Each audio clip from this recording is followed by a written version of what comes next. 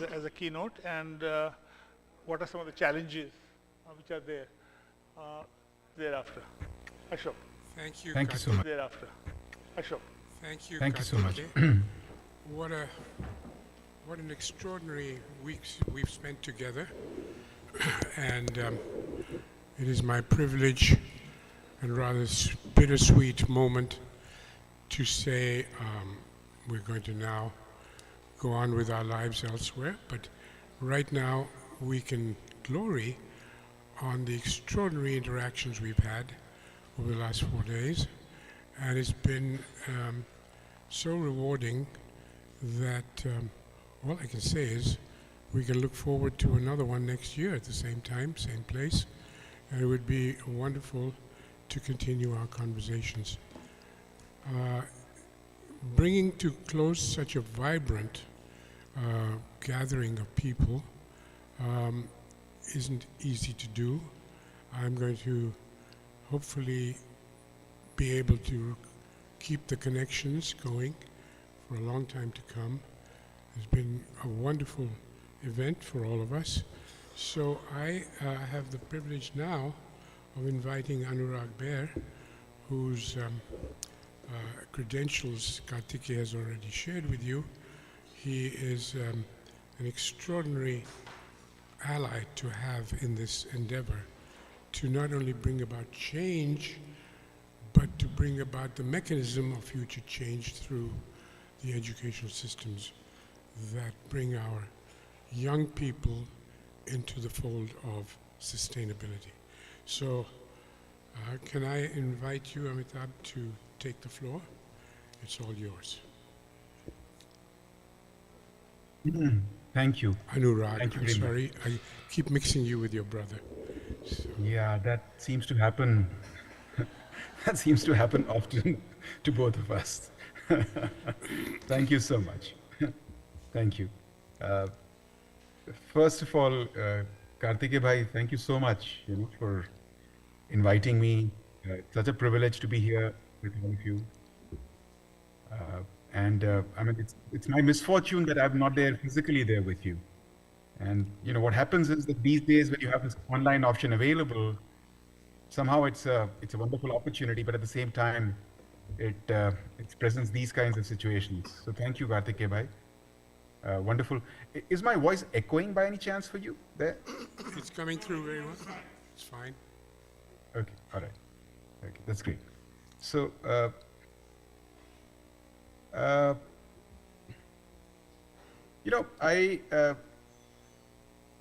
what I will try and do is I'm going to sort of share a very brief set of remarks, very brief set of remarks, and what I will focus on is that it's quite clear to all of us that the National Education Policy 2020, which came it's the first comprehensive policy since 1986 that the country had. That's a far-reaching policy. The mandate that the policy had was to look at the next 20 years, to look at grounds up at everything. It really had no limits in the sense of attempting to help, contribute, transform everything with education. That was the mandate, and that's the mandate that it set out to fulfill to whatever extent was possible. Now, the National Education Policy then, from a school education perspective, has then led to what is called the National Curriculum Framework 2023. The National Curriculum Framework 2023, which now is leading to the books that the NCERT is developing with the leadership of the National Steering Committee for Textbooks and Curriculum, of which Kartike bhai is a part, is sort of bringing that national education policy to the reality of schools, right? So I think we're all fully aware that the national education policy looks at the education system in a comprehensive manner. Right? And from the national education policy to the national curriculum framework to the textbooks, I've just led you down one specific pathway.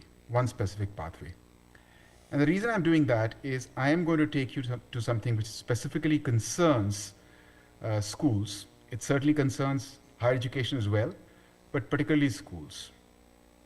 And to do that, amongst the many important dimensions, threads, underlying concerns that the national education policy and the NCF have, I'm going to pick on one specific one very specific one. And that's a phrase that is so often used. It's used elsewhere in other contexts, but certainly is used to characterize the national education policy and the national curriculum framework, is these two words, integrative and holistic. Very often, and it's true, if you look at the spirit of the national education policy and subsequently the NCF, it is attempted and to bring forth this integrative and the holistic nature of education. And that integrative and holistic nature of education finds expression, or itself has at least 5 dimensions, both in the NEP and the NCF that draws from it. And I'm going to very quickly run through those 5 dimensions. Every one of them is more than familiar to all of you. First is that it attempts to pull together disciplines or demolish disciplinary boundaries. Neither for higher education nor for school education does it undermine the importance of disciplines. But it does make a very clear and specific effort in every manner possible that the kind of siloization that we have done with disciplines, and particularly in India, the kind of siloization that we have done and beginning, grade 9, 10. It's not as though we do this kind of fragmentation of disciplines only in higher education, but it begins in grade 9, 10 formally. In fact, most of you there who are very familiar with the Indian education system are familiar that this fragmentation begins right in grade 6, when parents and communities start saying, look, are you going to be doing something called PCM because that prepares you for engineering, or will you do PCB which prepares you for medicine?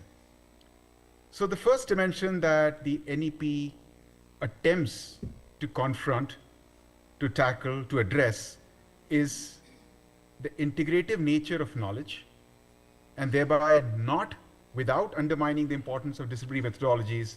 How do you integrate knowledge across disciplines? And you can see that in the specific manifestation of that. I'll give you 2 examples. One of the key reasons because of which the NEP in higher education proposed, and that of course was, is being implemented now, the 4-year undergrad program, is because it wanted to figure out pathways by which students in college, in undergrad education, could have exposure to multiple disciplines. And the 3 years seemed more restrictive than what was required. And one of the considerations in forming the 4-year program was the attempt to have this multidisciplinarity. Similarly, in grades 9, 11, and 12, again, all of you or most of you will be familiar with the Indian grade 11 and 12. Grade 11 and 12, before this NCF has come into being, does a very hard streaming of students. You do physics, chemistry, math, and that's it. Or you do physics, chemistry, biology, and that's it. Or you do commerce, and that's it. So the design of 11th and 12th through the NCF, informed by the NEP, is such that it breaks down those silos. So the first dimension of the integrative or holistic nature is the matter of attempting to bring the disciplines together. Second is the very hard separation between different levels of education, which is early grades, what was called primary through middle through higher secondary through undergrad through what we call postgraduate education. We know there's such hard separation even institutionally, right?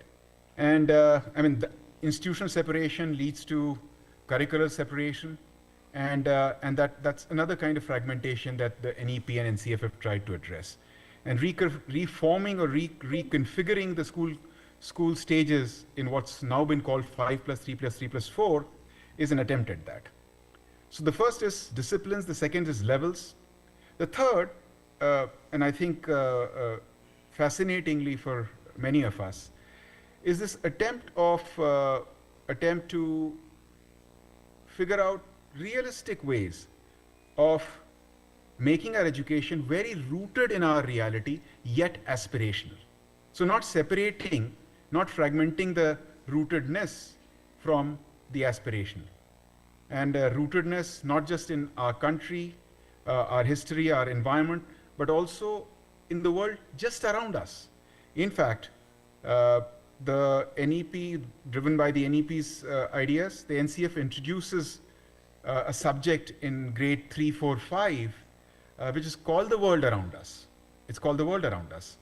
So, rooted and yet aspirational, right? So that is the other part of being integrative or holistic.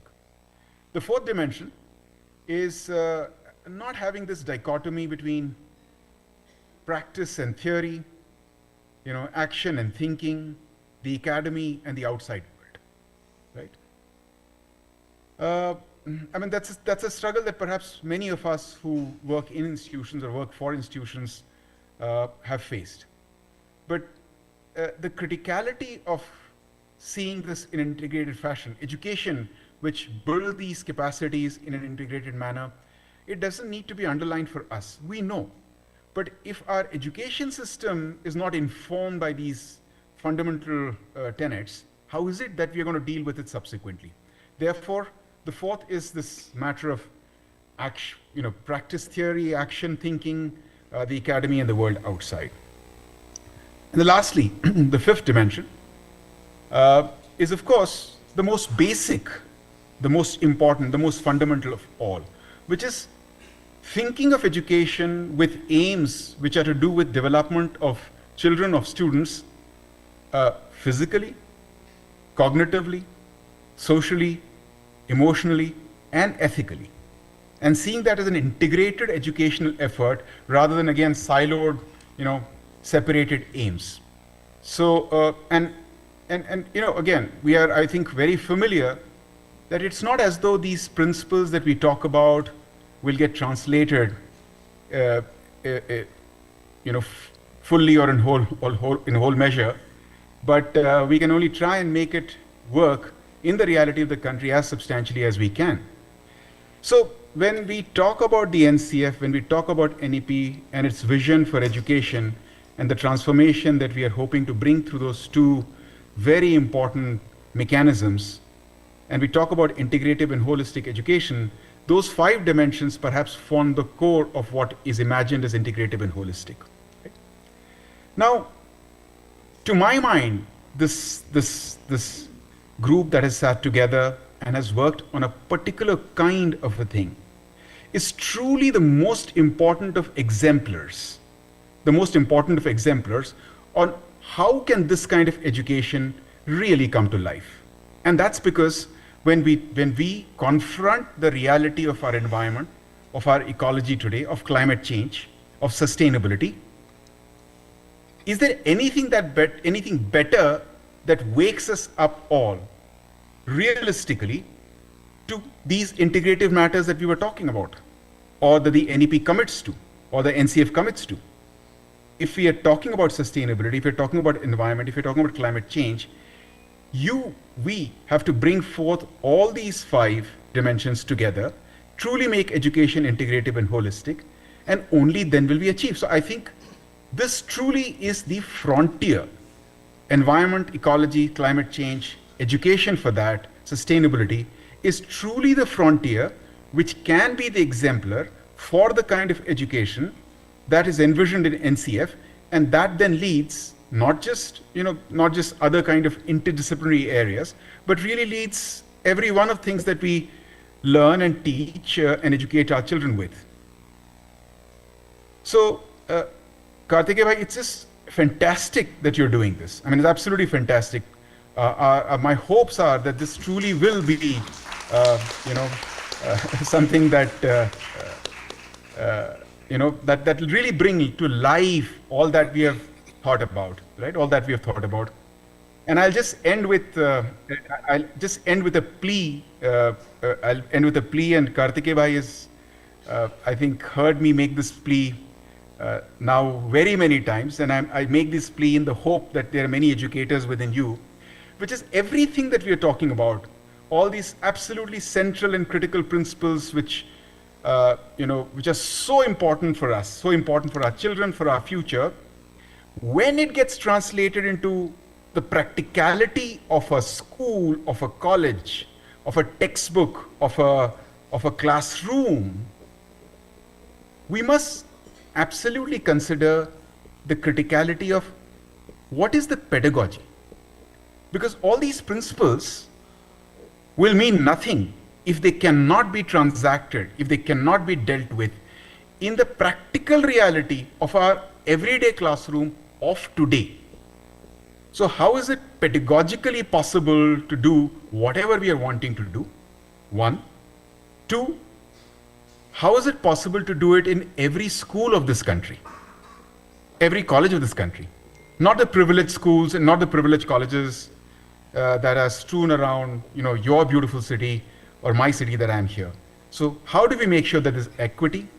So the pedagogical relevance, equity, and lastly, my plea, which is we are trying to make our children learn too much.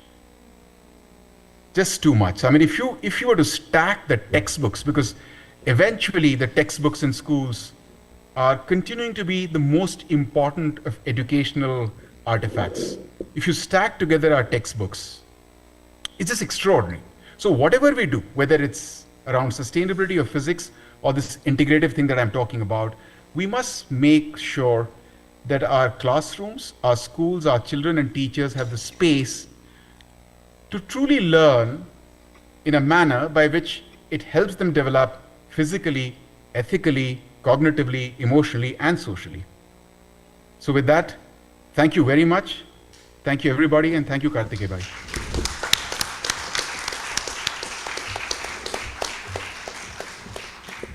Thank you, Anurag. That was an extremely cogent and very important summary of what the NEP is trying to do and what we, as part of that process, are trying to achieve.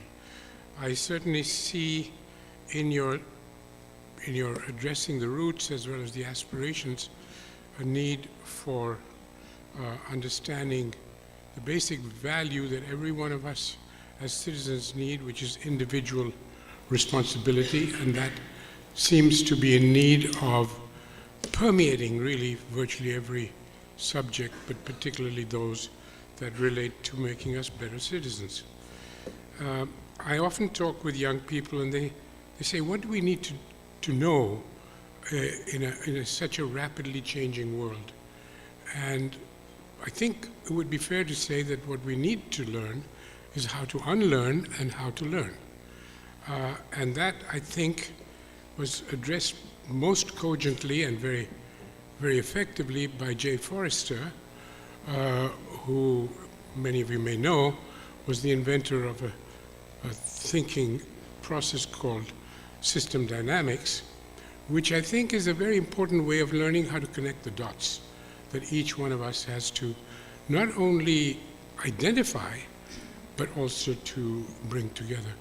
And I hope that we together can actually inject that basis of learning how to be responsible citizens and to be able to change rapidly with the times.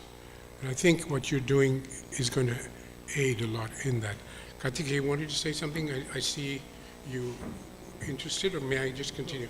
Okay. So with that, thank you, Anurag, again. It was really a remarkable summary of what we hope to achieve.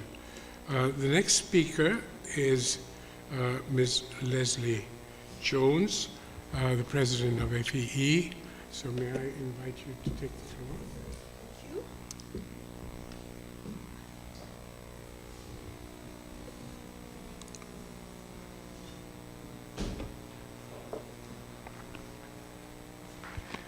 So hello again, everybody. I saw you at the start, and it's now nearly the end. And it's been an incredibly rich, interesting, challenging few days. So thank you, first of all, Kartikeya, for inviting me and being such an important part of CEE. I was asked to reflect and sort of summarize, which is quite a big ask. I wasn't everywhere, so I'm sorry if I'm not reflecting some of the things that have been said, and I might throw in a few thoughts of my own as well. I think I want to start by reminding us, right at the start, we've talked about the three challenges facing our world, and I've heard the word used more than once over the last three days. We are in a climate and a biodiversity emergency, and we mustn't forget that. It is really urgent. But this is a sustainability action conference, so I'm going to try and pick out a few things around the aspects of taking action. First of all, around environmental education. I've heard, and I totally endorse, that climate change, biodiversity, pollution, they're all linked, and they need to be an integral part of our curriculum. It's encouraging to hear the developments that are happening here. We need to make sure that becomes global.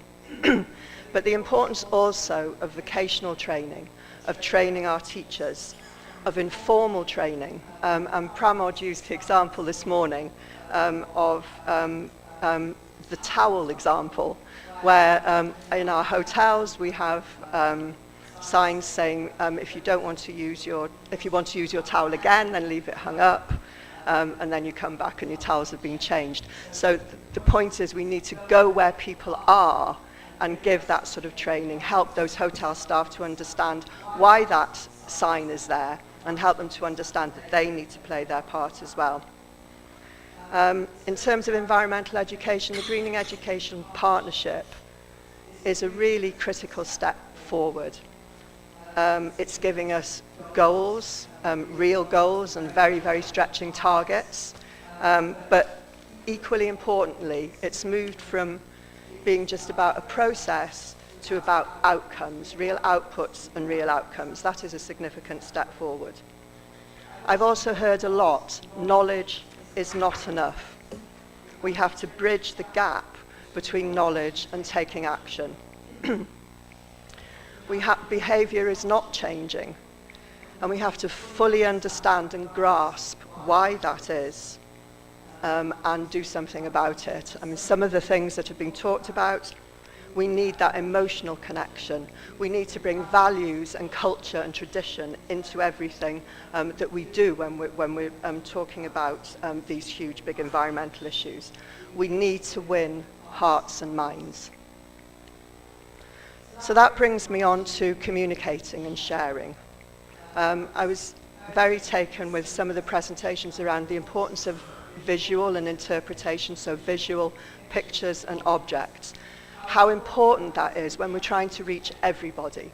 A picture speaks 1,000 words. That is a very well-known phrase, but it's really true. So we need to be mindful of these things. Page and page and page of text is maybe not going to be the thing that's going to engage people in our communities. I was taken by a phrase, there is no waste in nature. So that whole sort of how do we use that ecosystems within nature and bring that into the way we do things in our human lives. And then I really believe that we have to grasp technology and social media. Our young people, we've said this a lot, are our future, and that's where they go. The young people, the young representatives that have been on the stage over the last few days have told us this. So how do we use that for good? How do we take the stories, the success stories, the positive things that are happening, and get those all over social media, and have more of that rather than the awful things that we're seeing, such as the fires in Los Angeles? We have to create a mass movement, and social media is a really strong vehicle to try and do that. Just this morning I was in a session and was very taken in terms of mass movements with what happened in Amsterdam in the 70s when people demonstrated peacefully against the number of cars and the pollution resulting from that by laying their bicycles everywhere across the roads. And as many of you will know, Amsterdam is now the bicycle, or the Netherlands, but certainly Amsterdam is the bicycle capital of the world. So that was people taking action peacefully, actually making a huge difference in terms of the quality of their lives in the city that they live. And how do we share success? How do we make sure that we can use social media, whether that's in a city or a school or a country? How do we make sure that we can work together to make sure that those successes are replicated elsewhere and that we don't do things in silos? Sorry, I've been talking too much the last few days. Then there was a lot of recognition about the importance of social aspects when we're looking at sustainability. Right at the start, we had a very powerful speech around the importance of social justice. And I was in a session again where the phrase was used, the poor have no say. So how do we actually reach out to people in all parts of society, give them a voice, bring them together? If people have a voice, they're much more likely to engage and take action and do something about it. There's something that I just picked up, and it's not really apropos anything, but it really stuck in my mind.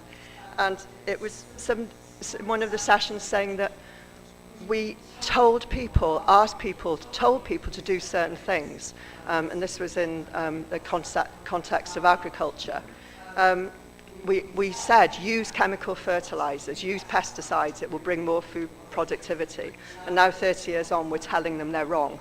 So we have to work through how we get that message across without people feeling, well, you said I should do this, and now, so I think that's a really important thing to think about as well. Consumers do have a responsibility. I've heard this a lot. But we also have to recognize that we have to engage with people. We have to, as governments, as NGO sector, as the private sector, as business, we have to make it easy for people. Everyone has a responsibility.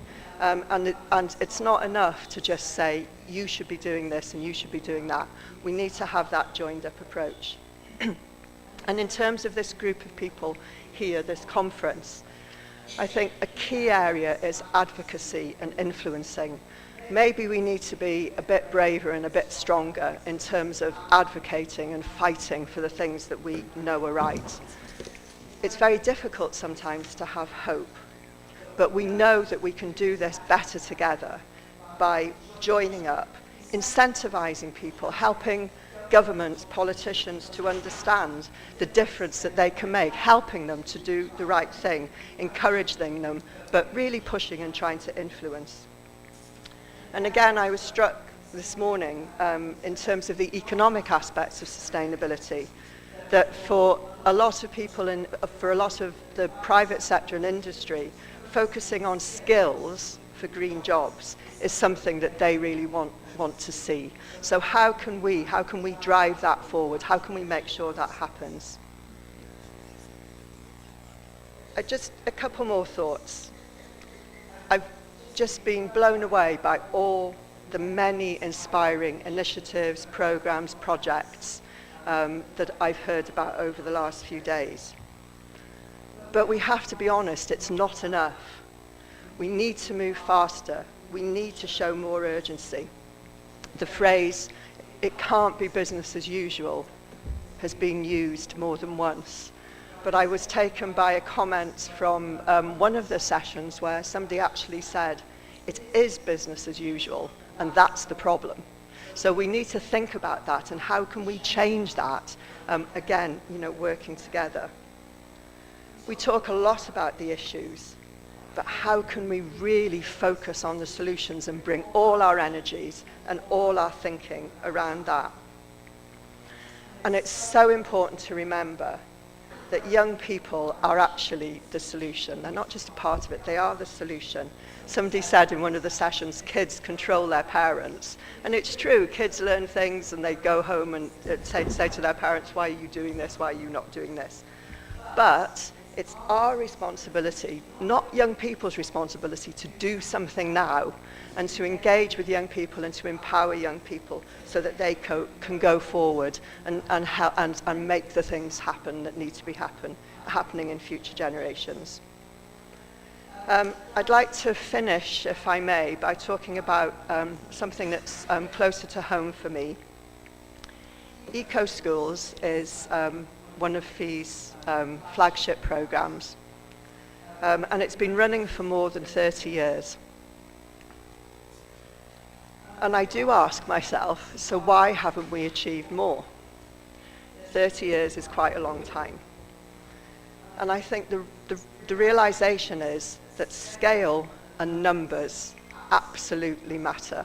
If you've got 5 or 10% of schools in a country, then you're not going to have that impact. You need that reach. So how can we be ambitious? How can we get that reach? How can we make that difference? That power of feeling connected is really important, especially for young people.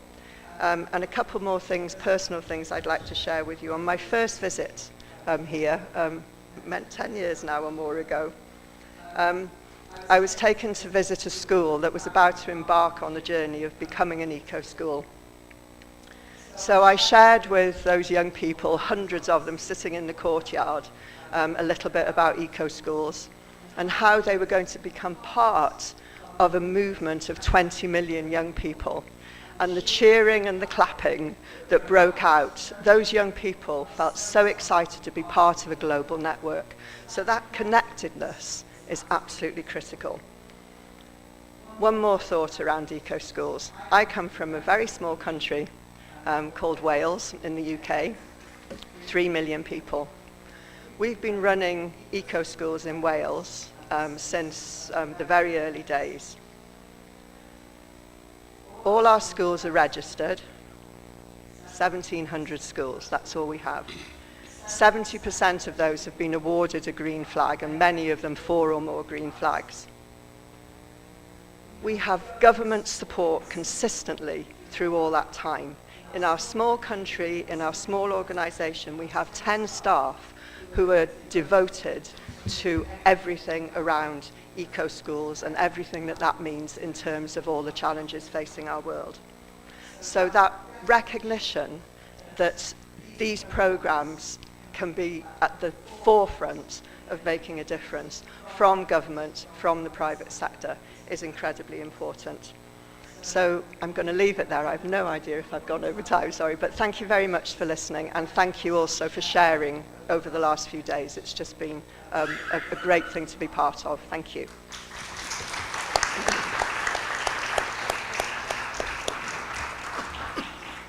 Thank you, Leslie, for an excellent insight into what you're doing over there in Wales. Now it's my pleasure to invite Nina Hamilton. She's the director of North American Association of Environment Education, and also she's associated with the Global Environment Education Partnership. So, Nina, the floor is yours. Thank you so much.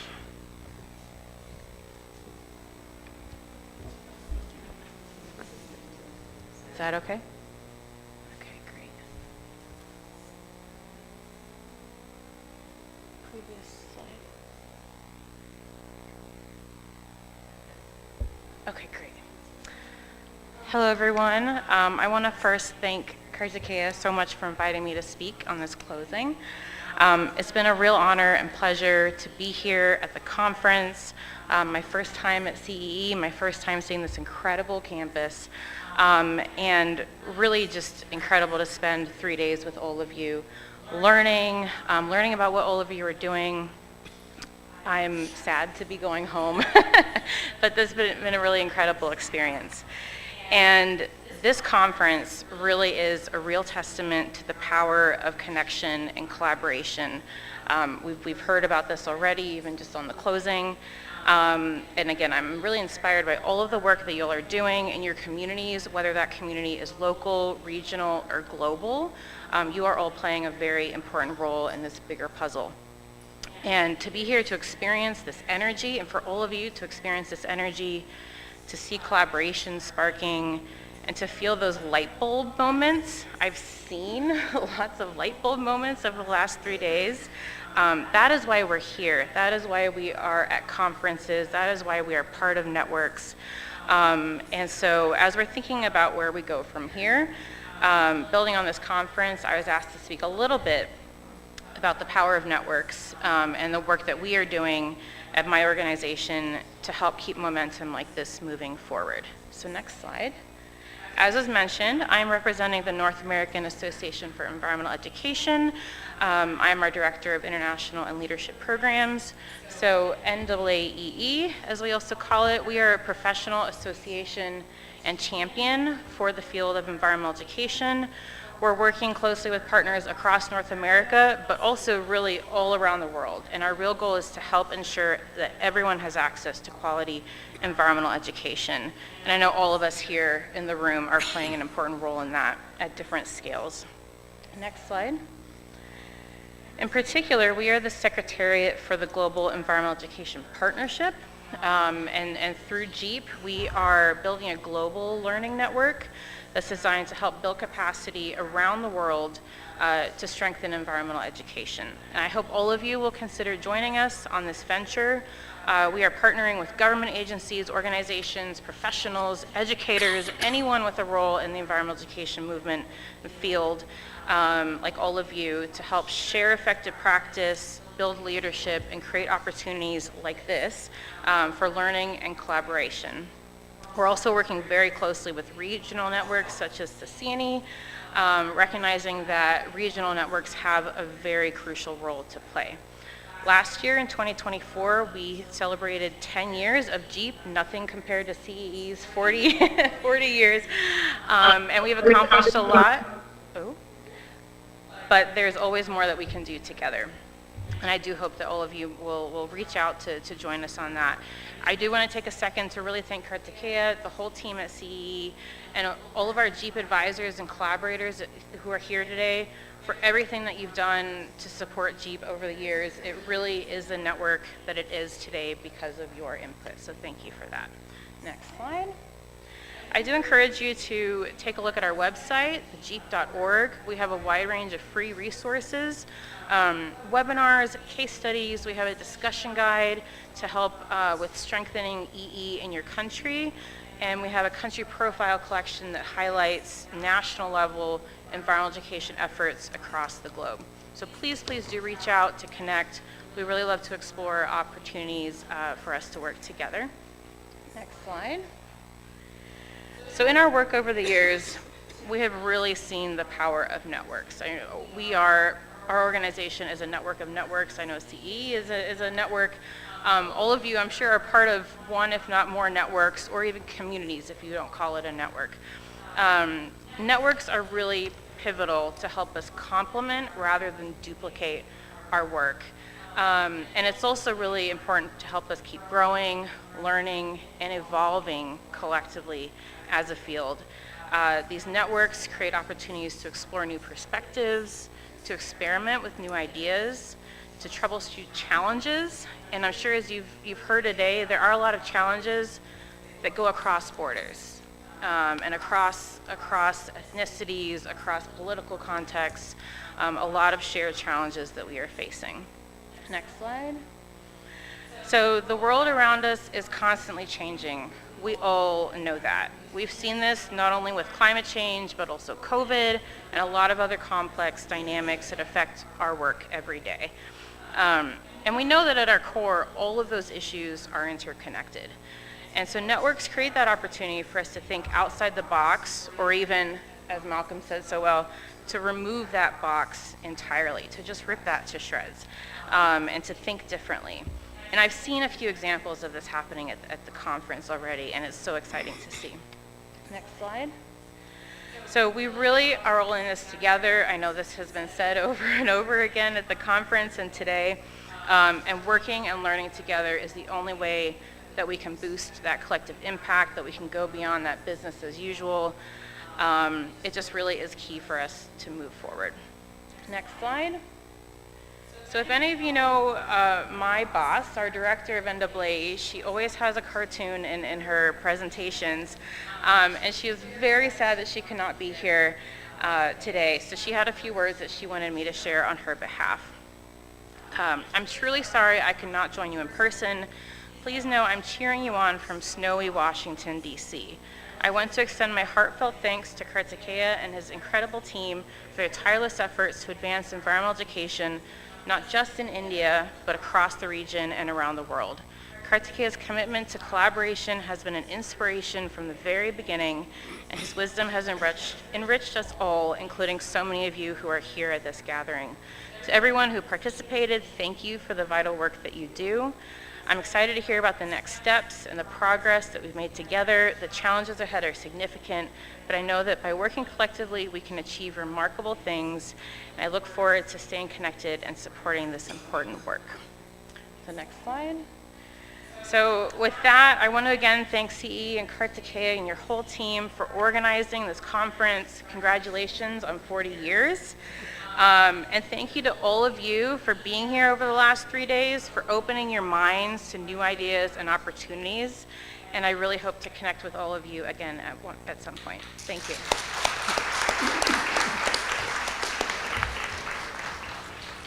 Thank you, Nina, for such a great global overview, and appreciate your insights.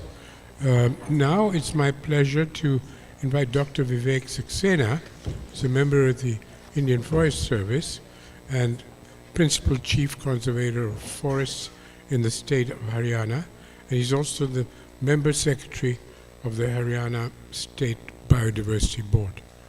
Vivek, it's all yours. Thank you, sir.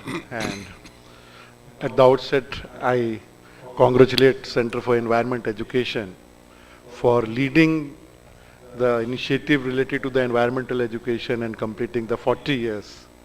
And I think over the period of the journey of last 40 years, the challenges related to the environmental challenges and also accordingly to follow the pace of the, you can say, the curriculum related to the education, that has also been evolving, and it is becoming more and more challenging.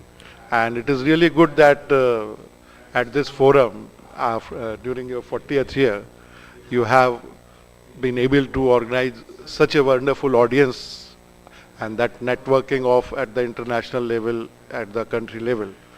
So if we go that we have, I think during the conference I missed the deliberations earlier, but basically what we look towards the why we need environment education, that is basically because everybody wants that our surroundings should be clean. We need to have a clean air, clean sources of drinking water, and soil health should be proper, so that our sustainability of mankind, ourselves, that is in place.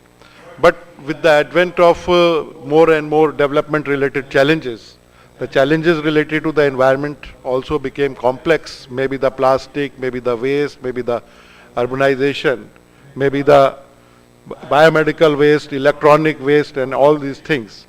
And accordingly, we have been evolving the new do's and don'ts through the government-based regulations, also rules and regulations, through various bodies in which even the new businesses and industries, they have to follow certain things and the norms, and integrating basically environmental ethics into their business practices.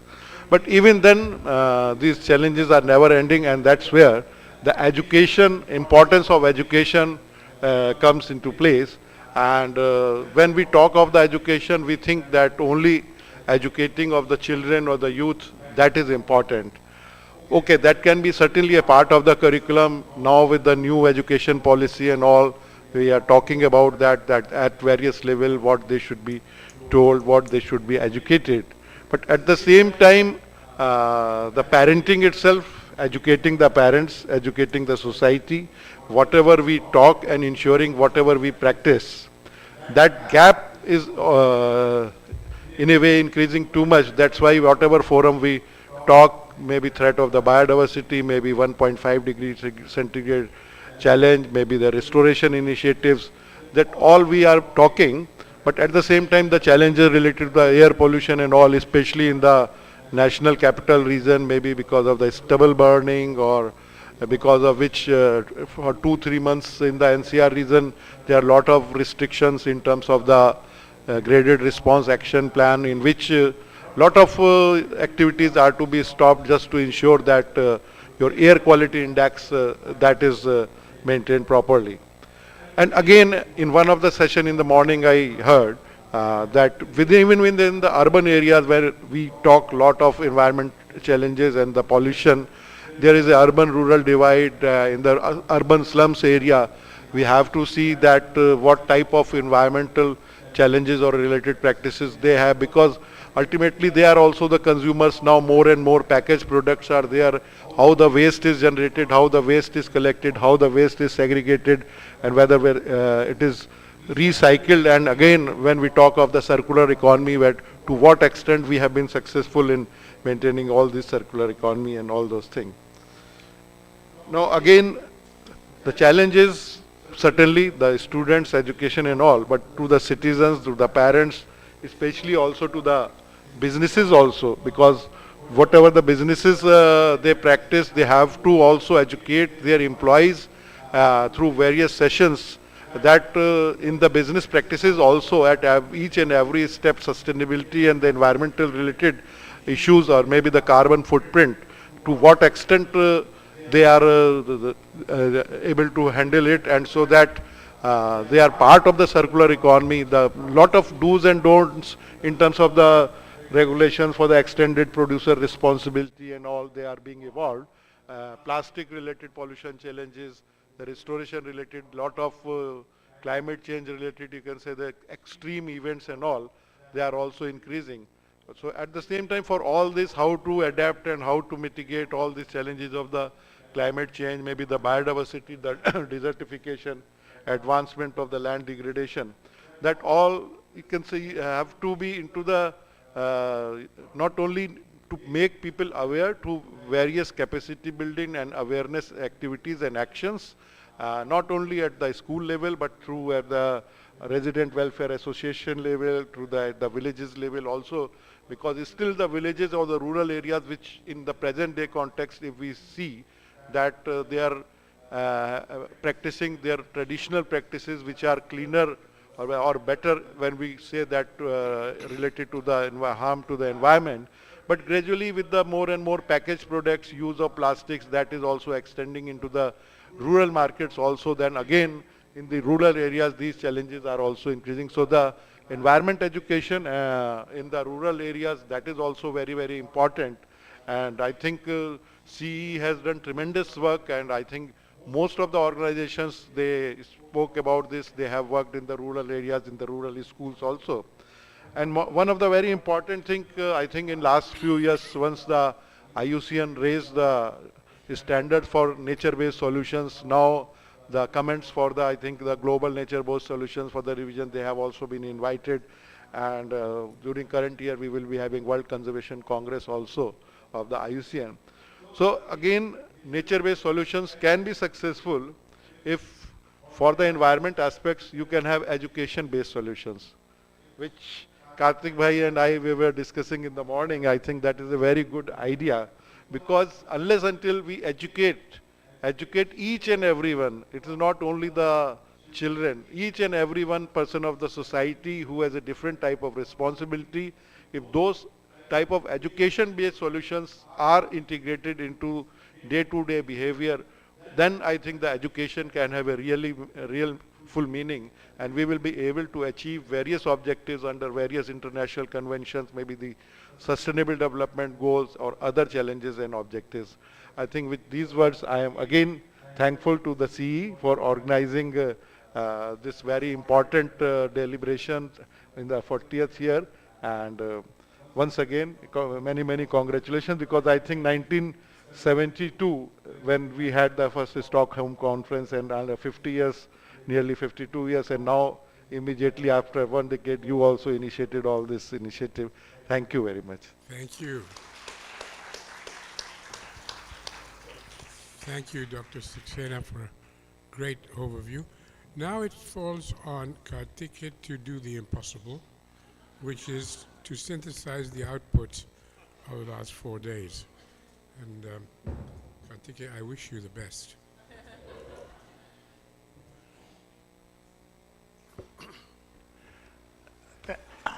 Thank you, everyone. It's been so wonderful to have all of you here and all the discussions. And one was really stretched to find out how to move and be in multiple places at the same time. I think what Saxena ji said was what we were discussing in the morning, that education-based solutions, education taken as a driver of change for the goals of climate, biodiversity, plastics, generally pollution, and others, has unfortunately still not reached a stage of seriousness in the COPs and others. Both the COPs which were met recently certainly mentioned it. They had the Baku Declaration on Education. They had a wonderful declaration at the Biodiversity Convention. But it's still always another room. You know, whenever you say, I'm from education, they say, I think the meeting is in, SEM so-and-so, or whatever it is. But it's never that their agenda is using this. And I think all of us really need to demonstrate and show it. So I think there are two aspects of SDG 4. One is, of course, really quality education and doing things with education which most of us are involved in, right from primary school upwards. This morning we had the Development Commissioner of Handlooms here. And to say, Ashok ji was mentioning how the handlooms and handicrafts are the second largest employers in India after the rural sector. And it's not a small sector, and its very character is sustainable. It does not use power to start with. And yet there was this whole difference between prices, and someone said, how do we meet the different prices? And the point was that that sector does not have the environment cost. The mill sector does not pay for that cost, so therefore that cost does not reflect it, and therefore there's a differentiation. We were wondering how mechanisms like carbon credit and others could be used for that, and can the entire sector have that credit so that there is a price parity and other things. But there are many, many ideas. This is just one idea out of one last meeting which we had. I think we all understand that while we are doing a lot of things, FEE has one of the largest networks. CEE has been able to reach out to many, many schools, and now thanks to working with the NCERT and the government, the textbook which is being written here this week by this committee, and Iraj is here and some of my other colleagues, Prasanna is here and others, that we are trying to write something with the thought that that is one book which will go in the hands of every child in this country in 2 years' time. And it therefore becomes very important what we say in it and how we say in it. And I think we are trying to capture the sense of this dialogue to enrich what we already had. And Anurag ji very, very nicely mentioned, and you can see how that resonated with what we are thinking. You saw that list, not little, but the list of 100 and some statements out there, because that was just an attempt to see what is it that every person on this planet should know, every citizen should know. And I asked Meena to give me what are the top 5 which are getting stars. And it's interesting what that was. I mean, the first one was traditional practices are more sustainable because they mimic ecosystem processes. That was the top one. And I think that resonates with things with Ashok ji mentioned right on day one, and others mentioned, that even this whole concept of circular comes from nature. I mean, even when I was a child, we learned about the circularity of water, carbon, nitrogen, and other things. But at that time, the concept that we should learn from that and the arrogance of humans to say that we know what is order. We once had a interview here of someone who was from landscaping, and as you know, we are very proud of our little campus and what we have done. So I asked her at the end, just to expecting a compliment, I said, what did you think about this facility? Now there was a, she said, can I say honestly? I said, yes, please. She says, very messy. It's very messy, you know, you don't have a garden, you know, this is not a, the gardens are supposed to have things. And you think, what's the problem? Because gardens have monocultures usually, or maybe few species, all neatly written. They need a gardener, they need water, they need fertilizer, some of them might need pesticides. Here we have something which doesn't have any of that. And yet we don't see order in that, and we see the simplistic lines as being order. And it's one of the problem is that we need to learn to be humble and understand that nature has far more order than we have. There is not a leaf anywhere on this campus which has not figured out the exact angle it should be so that it catches the sunlight and the nourishment that it needs. But we don't see it any more than a couple of 100 years ago. When you looked up at the sky, people could see no order. And one of the reasons for that was that they thought the earth and us were at the center of it. So when you draw planets, movement with the center being the earth, it looks crazy.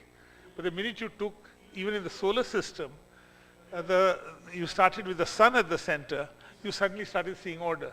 And that was again humans needing to not be themselves at the center of everything, but to really understand that nature has given us such a privilege. I mean, when you talk about privileged schools and privileged people, just think of this privilege that we are on a planet which is exactly at the right distance from everywhere else, where there is an atmosphere which we are of course now trying to destroy, but we have an atmosphere, we have millions of species, and whoever it is allowing us to learn at the cost of probably having lost 2 or 3 species since this conference began. But that is how crazy we are, and we then look at what is heaven and what is everything else. So the fact that we are even on this planet is privilege and blessings, and I think that's what space ought to teach us. And what we really need to do is not is to learn from it. And I think someone said, I don't know if Neha or someone said that it's not when we talk about destroying the planet, what we are really meaning is that the human race might get wiped out. It's not the planet's going to be around, whether you like it or not, but we might destroy and we might take down with us several 100,000 species. And I think, why is it that we need to learn not through education, not through all the media, not through all the communication we do, but only when we really get a beating? COVID was something which the planet did come together because the rapidity of those early days of loss. And we were very unfortunate at this institute to losing some of our very dear colleagues in that period. And it's something which was so personal, because I think there was not a single person I know who doesn't know of someone by name who was lost during that period. And then the planet did come together. All our processes were fast, our R&D was fast, we could do things, and we are sitting today without masks in this auditorium. So the crisis, how do you convey to someone a crisis which happens at a pace which is slower than what humans consider a pace? So if climate change was happening every year, went past every day, I think by now we would have acted. But because it is slow, like gaining weight or losing hair, you don't actually see you getting fatter compared to yesterday. but only when someone shows you an old photograph, you say, oh my God, is that what's happened? Is that what's happened to us? So the scale is an issue. The second one was indigenous knowledge offers valuable insights into sustainability. The third one was empowering communities promotes local solutions to global problems. Fourth one was citizens can contribute to global solutions through local action. Footprints versus handprints. And finally, there is no waste in nature. And I think these are the top 5 things, and you can see where it's going. That people are, at least this community here, is looking at something very grounded. That while we are part of the international discussions, while we learn all this, we need to be grounded, we need to be empowered, we need to use handprints to solve it, and that's what that title means, educating for sustainability action. It's no longer possible to say you are educated when you become 25 years old, start acting. I mean, the people will say, what are you expecting? By the time the world will be very different if you don't do something now. So one part of this conference is to get that list finalized, and please do participate in it over the next month or so when we still act. Now, there is the recommendations which will be put together based on the various notes which are there, the rapporteurs, the chairs of the various things, the recordings and everything else. And we hope, and I've asked Dr. Preeti Nambiar to help put this process together, but also to continuously share it. And I think all those who would be willing to share in that exercise, we will have some way in which that draft will be up and tell you to do that, but please work on it. It's not something we wanted to spend your time here getting you to do this work while you are here and where we have the opportunity of meeting and talking to people. The other one is that I had requested Jim Taylor before the conference.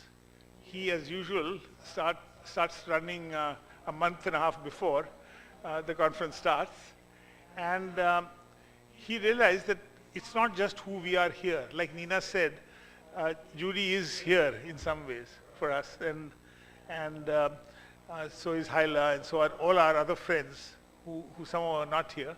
So he started developing 3 notes, and those notes are available, and we will let all of you know where they are. And these are more things which will go into an academic journal, into things. We don't know how it is. And there also, we are suggesting to Jim that if he can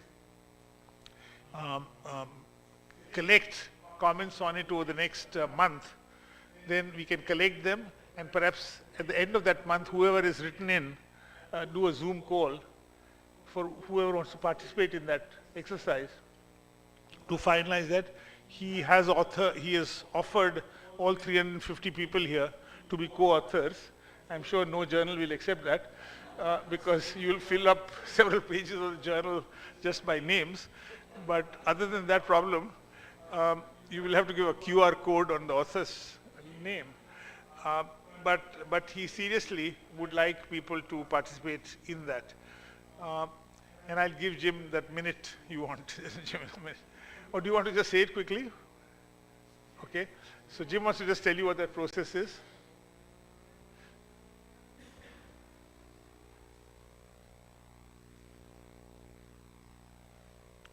Well, thank you very much, Kartikaya. Also, Kartikaya alluded to the 100 statements. So this little session now is where we go from here, and we've got rapporteurs collecting the recommendations. Thank you very much. Thank you for all of you who voted on the 100 statements, and Mina, is Mina in the room? She's probably, there she is. Thank you for coordinating that. So there's an enormous amount going forward. In the 3 papers, the 1 paper deals with the triple planetary crisis that Kartikaya mentioned: pollution, biodiversity loss, habitat change, and climate change on the one side. Interestingly, Olivia, who is a colleague of Leslie and Pramod and others in the audience, has managed to bring it together with the education challenges of our times in a diagram that I think you'll find very interesting. The education challenges are, of course, relevance, and we heard that so clearly from our panel, equity and access, and quality education. Imagine a diagram bringing those together. So that is the central paper that Kartikaya mentioned. The last paper picks up on artificial intelligence and online learning and how we might do it thoughtfully. And I just want to mention a quick story. Last month I was invited to visit Kenya and help farmers farm in a rural part. I met this farmer and he had a tiny patch of land and he said, I believe through climate change we're expecting a drought. Jim, says he, what crops should I be growing that are drought resistant? I hadn't a clue. So I opened my phone and I asked Meta bot. She's my WhatsApp bot. I said, Meta, what crops should farmers grow that are drought resistant in the western part of Kenya? She said, Jim, I know you where you are, and I'm very sympathetic to those farmers. I would suggest they grow sorghum and millet. But remember, it does require some water. She says they must avoid high-calorie crops like maize and rice. And if you want to know how to plant the crops and how to grow them, I can tell you. It took her 3 seconds to give me that answer. And she foregrounded the farmers. And in our session on AI hour ago, we realized that if our AI supports people with a sense of agency, confidence, and help, it is fantastic. If AI leads people and we become the followers, it'll erode our agency, it'll erode our confidence, and we will collapse as a species. So think of those papers. Look at the last one particularly on how we use AI the way I've described. I think it's super exciting. And I then remember the last time I was with Kartikaya, he told me that northern parts of India are moving away from high-calorie crops like rice and maize to millet and sorghum. And he and Prof. Barucha reminded me that the great landscapes of Africa and India 1,000 years ago, before colonialism and before the extensive use of fossil fuels, used these crops to keep humans alive and helped us be sustainable. In the last paper, we'll go back to the living landscapes of Africa and India and look for key shaping principles for a post-climate change reality where we learn to live again without using fossil fuels all the time. Folks, we are in super exciting times, and thank you to all the staff of CEE and Kartikaya for giving us this opportunity to share. Thank you so much.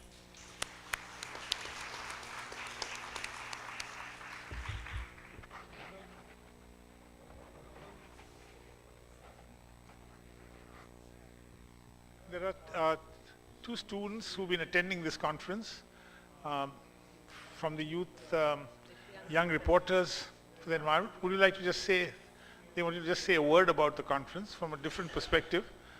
So I just invite them. So what we are also doing here is that,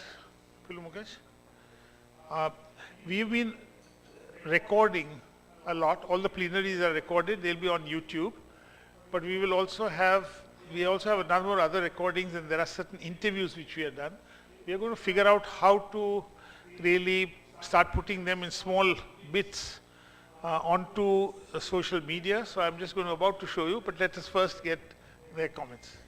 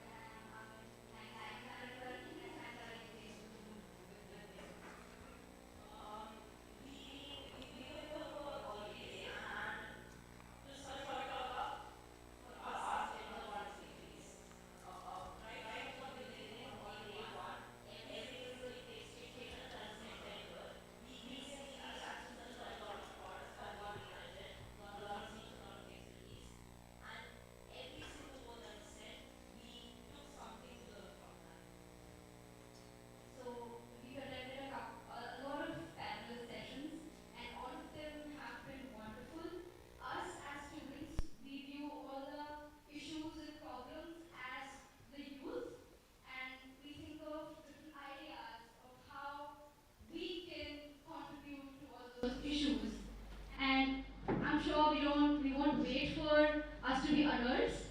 We will do our part as youth. That is what everybody should understand, that whenever it comes to environment, age does not matter. Whatever age you are at, important to do your part and save the environment.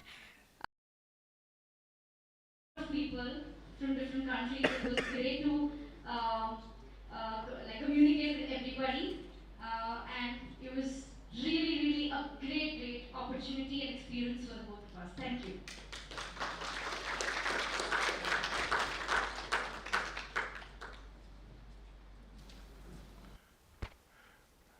Thank you. These are students of the YRE program, Leslie.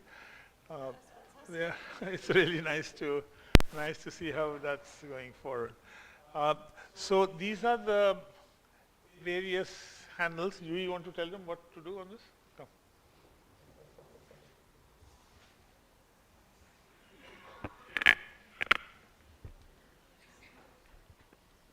Good afternoon, everyone. These are our social media channels. You can follow us on Facebook. It's CEE India, Center for Environment Education is the page name. Then you can follow us on LinkedIn. Again, Center for Environment Education is our page name. You can follow us on Instagram. CE_India is our handle name. You can follow us on XC Ahmedabad is our handle name, and subscribe to our channel on YouTube, CEE India C31. Thank you. Okay, I don't know what the follow-up means, but you can certainly contribute to this whole process. you don't have to follow us. So don't. That might be the new language, but it is not a follow us language. It is just stay in touch. Is the correct language on that. Yeah, we'll understand that. We had the two YRE students from India, but from Bangladesh also we have a YRE student, and I thought Midan is. So, would you like to say a word too? And I should say that. Nina mentioned it, the South and Southeast Asia Network for Environmental Education, SASYANI, is something which we've been working on. Many of the organizations are partners. You don't have to be from South and Southeast Asia to be a partner, but we are certainly looking at these countries, getting people locally grounded. It's working, a lot of case studies, and working closely with JEEP and NAAA platforms. I think this network is a very important one, one to follow up. Yes. I had a wonderful experience here at CEE. I had a wonderful experience here at CEE, coming from Bangladesh. The first thing that I noticed about this place is how the architecture and the trees all come together. It's so beautiful, and it's the perfect setting to kind of be researching and learning about the environment and all of these things. So as a YRE volunteer, I've been covering the event, and I'm going to be sharing a write-up on it as well. So actually we had a bit of a difficult journey coming here. We had some issues with the visa and all. We were not sure if we'd be able to come. So there was some tension. But yeah, after we got here, we were relieved. And it was worth the struggle that we went through to be able to come. I met so many wonderful people. I'm seeing a lot of familiar faces here. And it has been lovely and amazing. So from Prabha Aurora, I thank you all for giving us such a wonderful welcome. I hope to see you all again soon.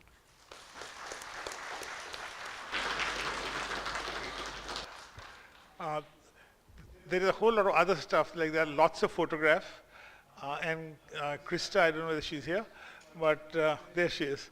And Krista has taken some amazing photographs, which even as photographs are outstanding. You sent me all. Okay, but so we'll try and put them all up in a way in which all of you can see them. I was hoping to do a quick slide thing here just now, but it was not possible just now. But I think there are lots of memories which we carry and good wishes to everyone. Please remember that this conference was particularly planned at the beginning of 2025, seeing that as the sort of final run to 2030, the last 5 years to 2030. Many of the international targets, SDGs, and so many others, somehow 2030 seemed like the time by which we have to solve these things. As we go closer, we think maybe it's unrealistic, but at the same time, 2030 is that line. And we thought, therefore, it's important to start this at the beginning. Many of our friends internationally and here felt that what comes out of it, let's prepare it in a way which is not an ending.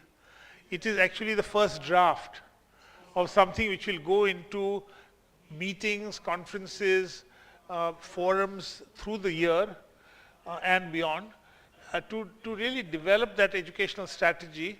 The goal is the planet, if you like. It's not really achieving our individual things alone. And treat it as a movement, as everyone has said. It's not, all our organizations put together is also probably not enough of a scale. But we must also realize about the scale. And I just wanted to end with that one story. Very early on, I was also connected with an advertising agency. And we were doing a soap advertisement for soaps. And I was amazed that one soap ad for a single soap, where your only message which you're trying to say is that instead of the blue soap, switch to the green soap which belongs to somebody else. Right? It's not a complex message. You make it complex. The budget for that change was equivalent at that time, I calculated, for the total environmental education cost of the country. Right? For that simple message. And I'm sure that same thing applies today. That if I put together, I'm not talking about the CE budget. I'm saying let me put the whole NCRT budget, the CE budget, the development alternative budget, WWF educational budget, and everyone else together, you will still find that it's probably equivalent to a few things. Now, in advertising, when you go to them and you ask them why is it so high, they said that there is a certain minimum required to make that change. And I think Ashok Khosla mentioned that day that you can't leap the Grand Canyon in small leaps. Those small leaps don't add up to that big leap. You can't start a scooter in India. I usually say that or a motorbike with partial half kicks. So there is the whole issue of scale, and the scale is not recognized by those who fund. They don't understand why you need that scale. First of all, we have not been able to communicate why you need that scale. Because if you want to solve a problem as opposed to just show a pilot, if you want to solve a problem and you do a pilot, you come out with a figure and you say that if this figure were to be multiplied. I think there was a comment this morning about the use of education even in population. And they're saying that if some of our education literacy for all, why does UNESCO have to struggle to get countries to pay for education for all? I mean, it's an absurdity. We are talking about good quality EE 50% of the schools, but we have not even solved that first problem that everyone is in school itself, forgetting even the quality of the school. Even that's not reality which is there. So let us understand that it's not going to be easy. It's nice here because we are together, a group of people who all believe in this. But that's not what the world is. We'll be diluted as we go out. We'll be one in forums where everyone else doesn't think the same way. Here it's very easy to think that way. So we need to come together like this periodically. Whether Ashok we can do it every year, I don't know. But we can certainly, coming together is very important to just recharge ourselves and have confidence in what we are doing and learn from each other. But out there, everyone doesn't believe in what we are saying here. And I think that it's an uphill task. Let us recognize that. But we have been here for a while. 40 years ago, we said we should still do it, and at least at CEE we are committed, as all of you are, to what we are doing. So thank you again for coming and participating in this. I'll hand it back to the chairman. Thank you.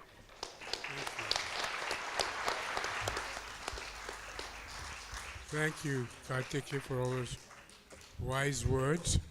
And I would like just to invite you to close the meeting. And I think we've had a great lesson in concentrated learning, which I think has been very valuable.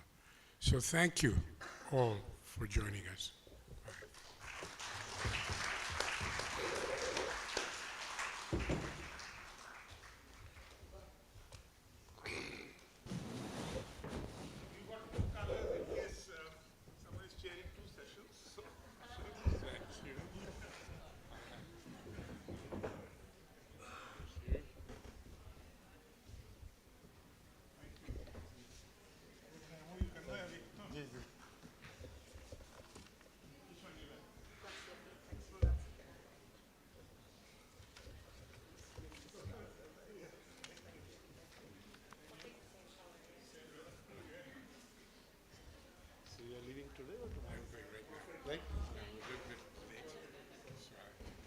I will come one day.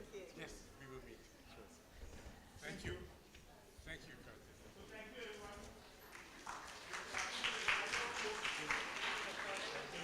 Yeah, it's very good to meet you too. Supporting this work is really important.